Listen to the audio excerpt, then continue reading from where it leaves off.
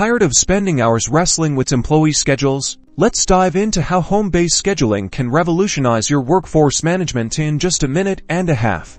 First, log into your Homebase account. You will find the Scheduling tab on the left-hand side of your screen. Click on this. This is where the magic happens.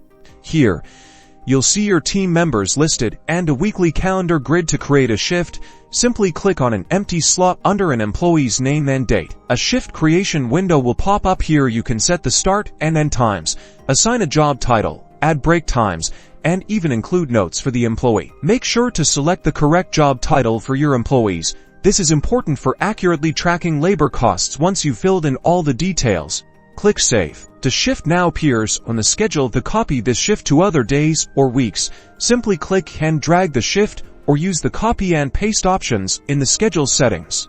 Need to manage availability? Navigate to the Team tab, select an employee, and click on their availability here.